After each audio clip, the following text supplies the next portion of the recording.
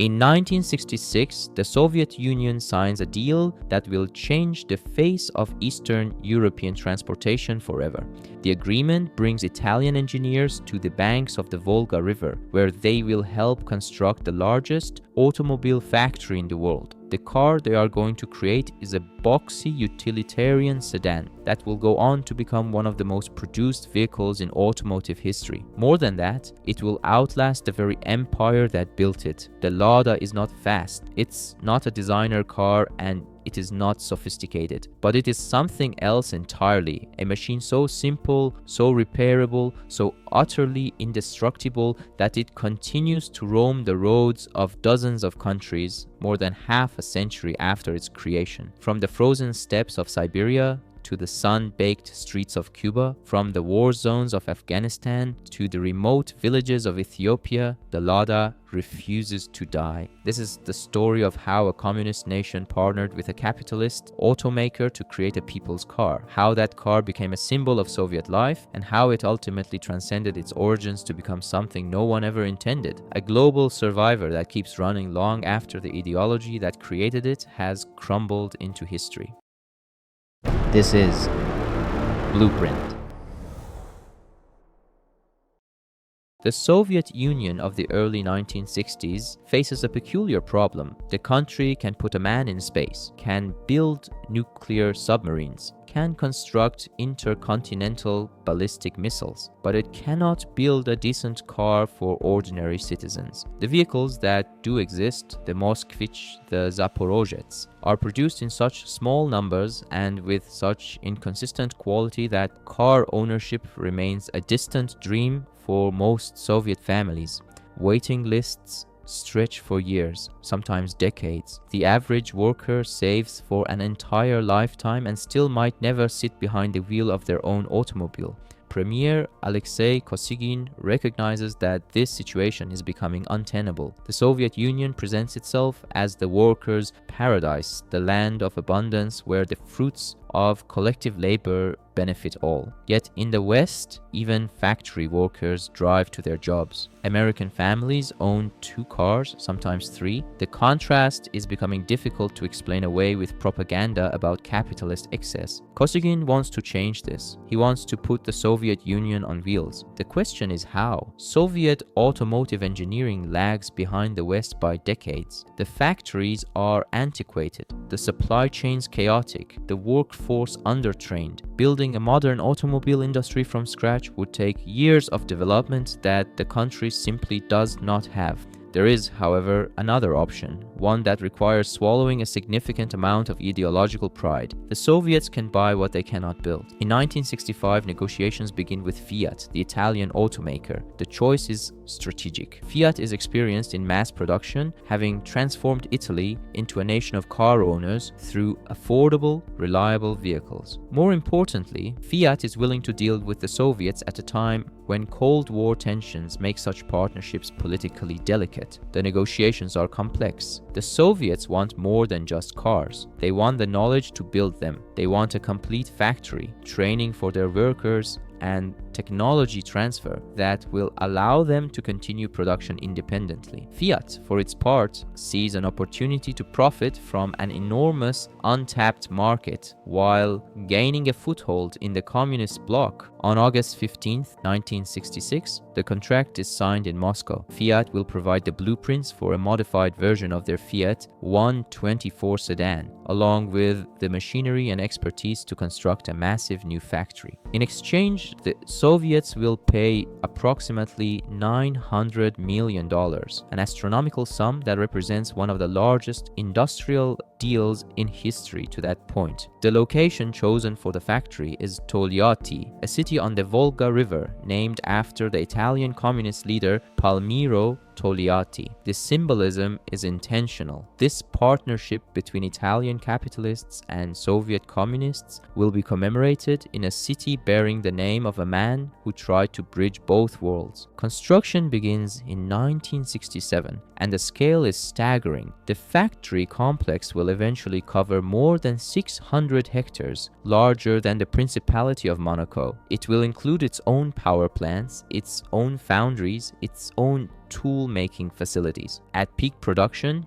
it will employ over 100,000 workers, making it not just a factory, but an entire industrial ecosystem. Italian engineers arrive by the hundreds to supervise construction and train the Soviet workforce. They find conditions challenging, brutal winters, supply shortages, workers who have never seen modern assembly line techniques.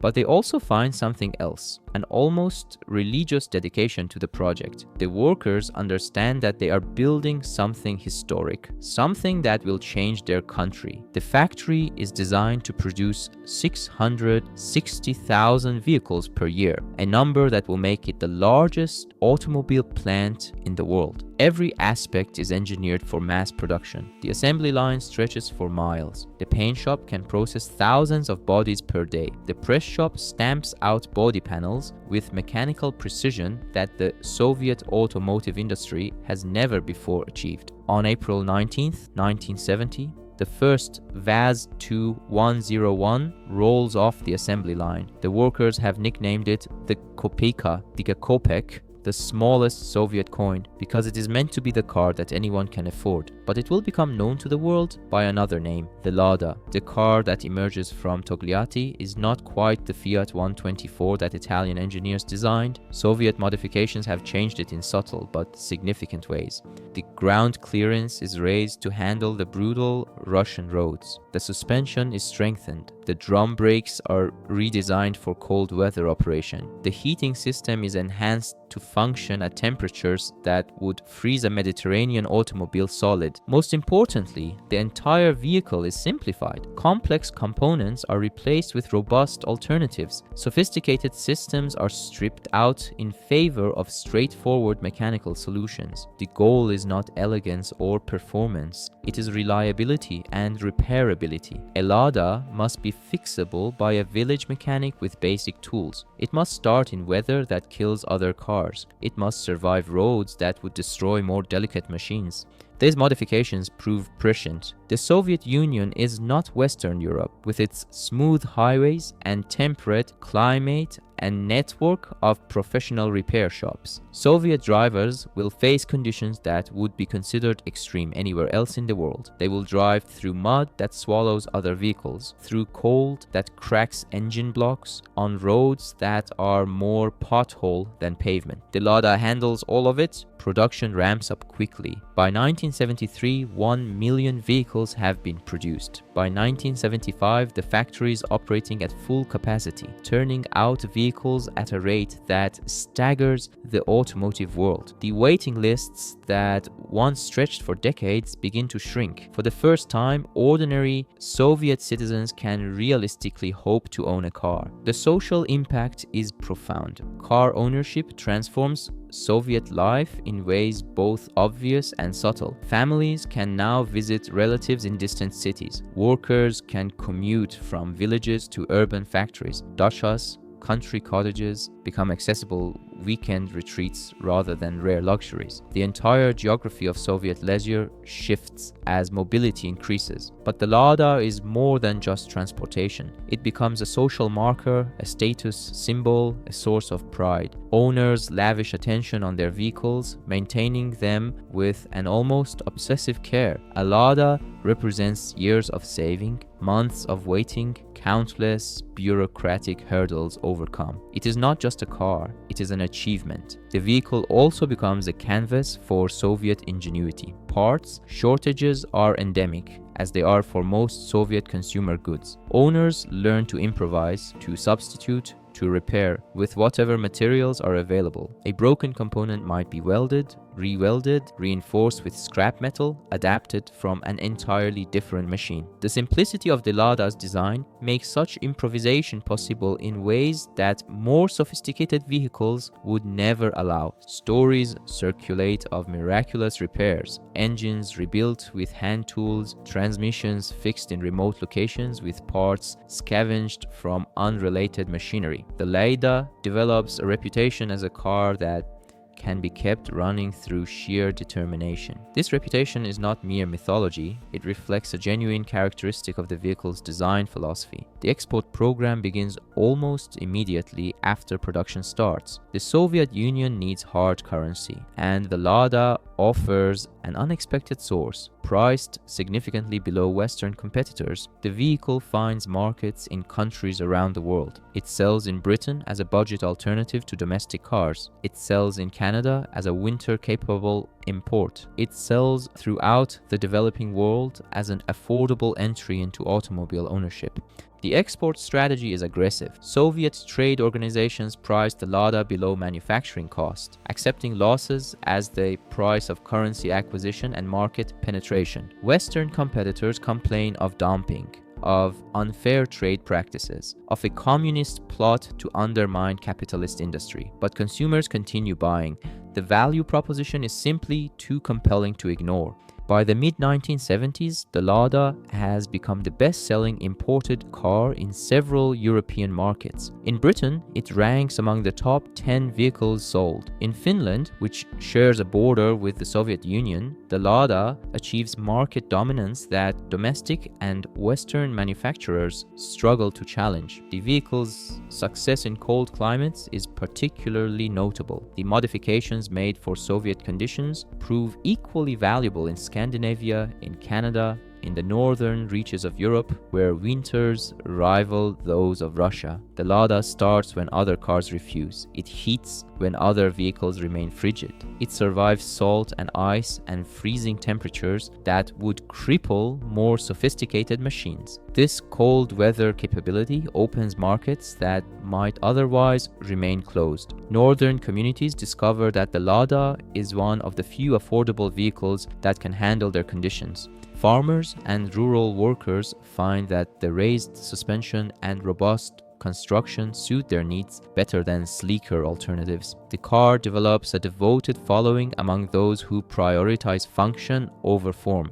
The 1980s bring both triumph and stagnation. Production continues at enormous volume. The 10 millionth Lada rolls off the line in 1981, a mere decade after production began. The factory at Togliatti has fulfilled its promise, producing vehicles at a rate that makes car ownership a reality for millions of Soviet citizens. But the basic design remains largely unchanged. While Western automakers introduce fuel injection, electronic ignition, computer-controlled systems, the Lada continues with carburetors and points and mechanical simplicity. The gap between Soviet and Western automotive technology, which the Fiat deal was meant to close, begins widening again. Some updates are made. The VAZ 2101 gives way to the VAZ 2105 and VAZ 2107, with modest improvements to comfort and appearance. The Niva, introduced in 1977, proves that the Togliatti factory can develop new models, creating a compact four-wheel drive vehicle that will achieve its own legendary status. But the fundamental architecture remains that of a modified 1960s Italian sedan. This technological stagnation reflects broader problems within the Soviet system. Innovation requires investment, competition, customer feedback, all things that the command economy struggles to provide.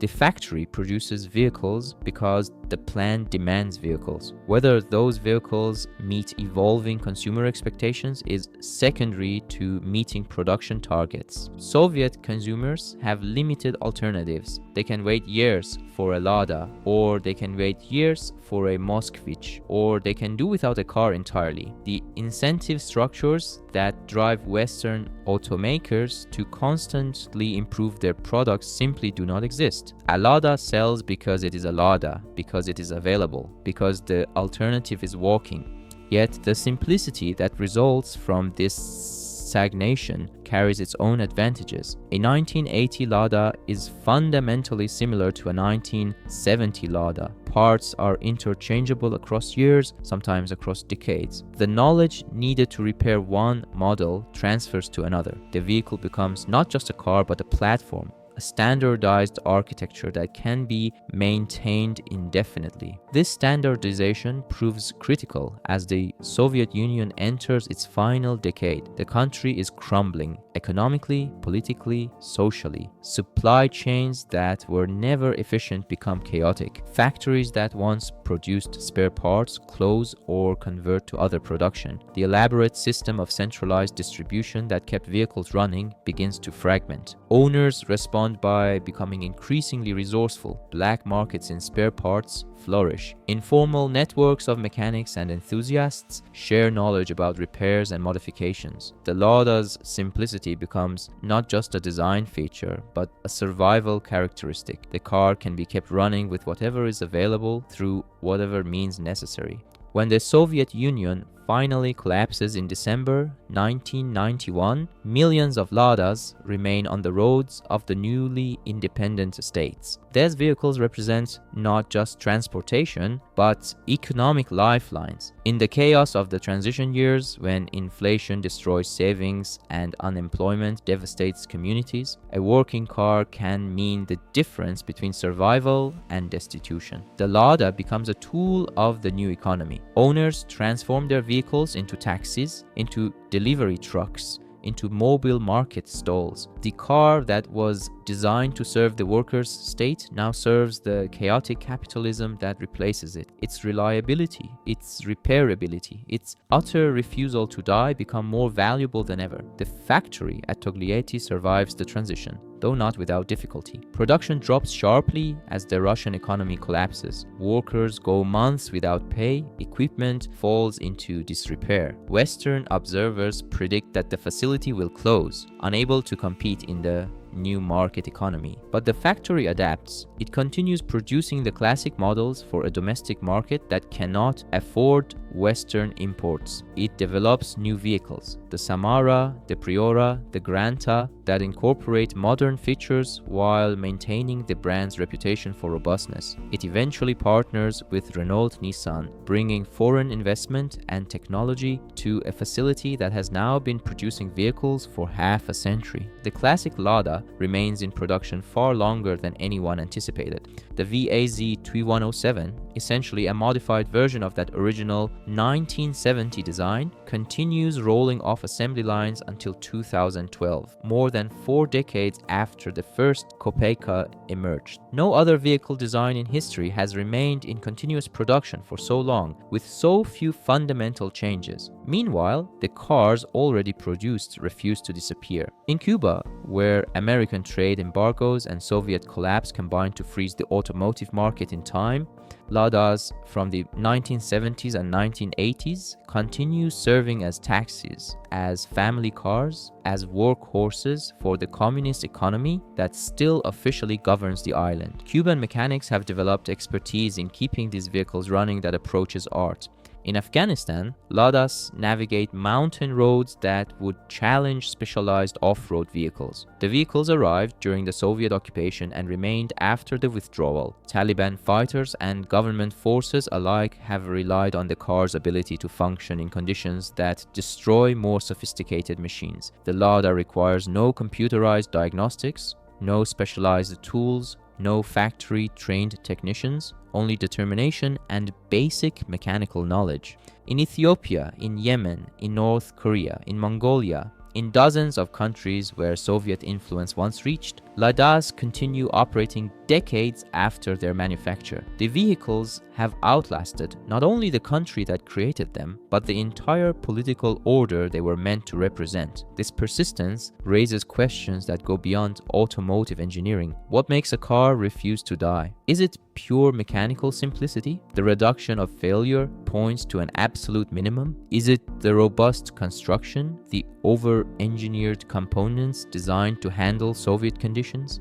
Is it the standardization that makes parts available and repairs predictable? Or is it something less tangible, the relationship between machine and owner that develops when a vehicle becomes genuinely irreplaceable? A Lada owner in Cuba or Afghanistan cannot simply buy a new car when the old one fails. They must keep it running, must learn its quirks and weaknesses, must develop an intimate knowledge of its mechanical systems. This necessity creates a bond that transcends mere ownership. The contrast with Western automotive culture is stark. In developed economies, cars are disposable goods replaced every few years as new models offer improved features and old vehicles become uneconomical to maintain. The average lifespan of an American automobile is around 12 years. The infrastructure of junkyards and recycling facilities exists specifically to process the constant flow of discarded vehicles. The Lada exists in a different relationship with time. It was built to last not because its designers anticipated eternal operation, but because Soviet conditions demanded robust construction. It continues to last because the conditions in many of its markets, poverty, isolation,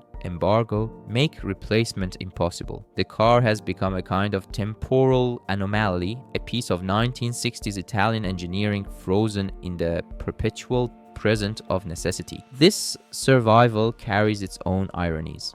The Soviet Union created the Lada to demonstrate that socialism could provide for ordinary workers, that the people's state could match capitalist abundance. The car was meant to be a propaganda victory, proof that communist planning could achieve what market economies achieved.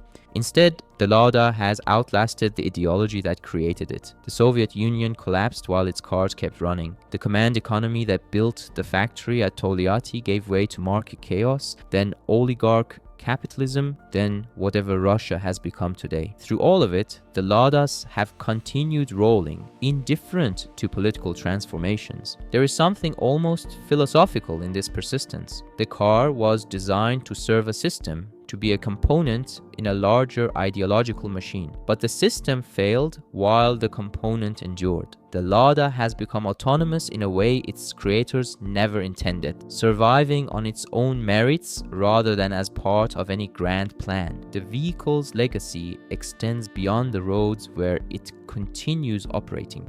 The factory at Togliatti trained generations of Russian automotive workers, creating an industrial workforce that has gone on to staff both domestic manufacturers and foreign operations. The technology transfer from Fiat established a foundation of automotive knowledge that Russian engineering has built upon for decades. The export program, whatever its economic irrationality, introduced millions of consumers to car ownership. In Britain, in Finland, in Canada, the Lada served as a gateway vehicle, the first car for families who might otherwise have remained without wheels. Many of those owners eventually moved on to other brands, but the Lada got them started. Most significantly, the vehicle demonstrated that automobile manufacturing was not exclusively a Western capability. The Soviet Union, for all its economic dysfunction, managed to build one of the world's largest car factories and keep it running for half a century. This achievement, however compromised by technological stagnation and quality problems, proved that industrialization could take different paths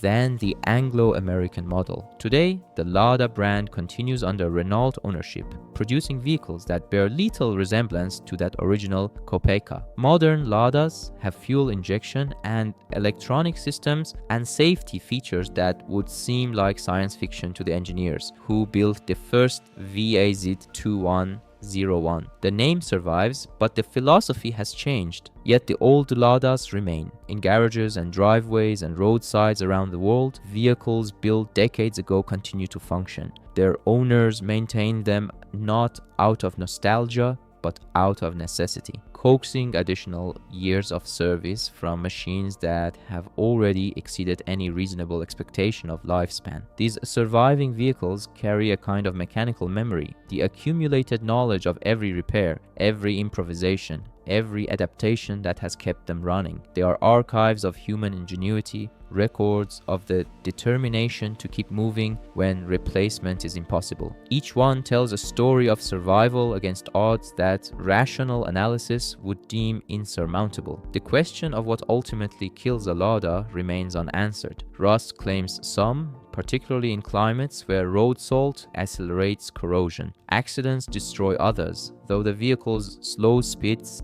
tend to limit collision damage. Parts shortages eventually defeat the most determined owners in some markets, as even the global network of Lada enthusiasts cannot source every component forever.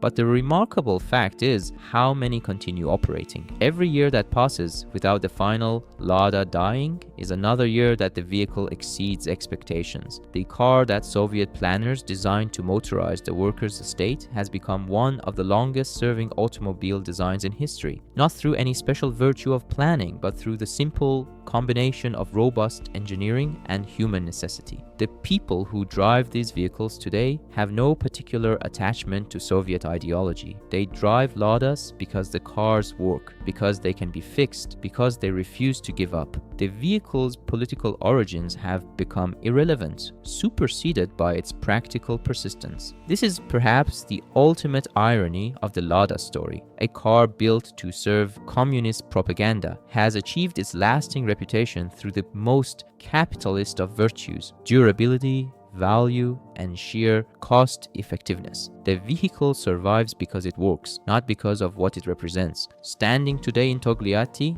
in the shadow of that massive factory complex, one can contemplate the layers of history that have accumulated around the Lada. The deal with Fiat, signed in the depths of the Cold War. The construction efforts that transformed the provincial city into an industrial center. The millions of vehicles that have rolled off those assembly lines over more than 50 years. And somewhere out on the roads of the world, the cars themselves continue rolling, battered, modified, repaired beyond recognition, but still moving, still carrying passengers, still hauling loads, still refusing to acknowledge that their time should have ended long ago. The Lada was never meant to be beautiful or fast or sophisticated. It was meant to move people from one place to another, reliably and affordably, in conditions that would defeat lesser machines.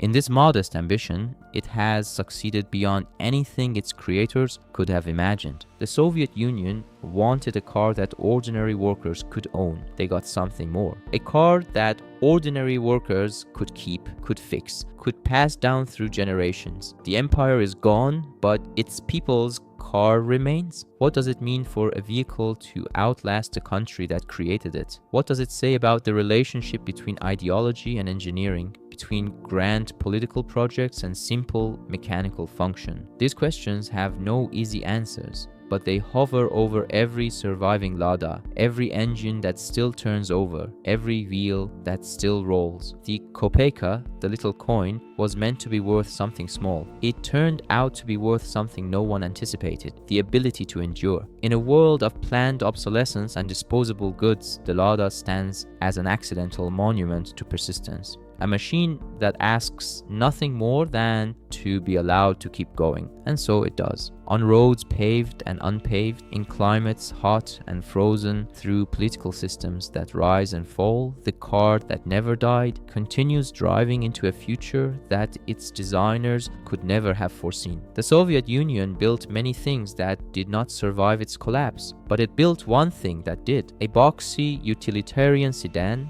that carries its history forward, mile by stubborn mile, toward horizons that remain perpetually ahead.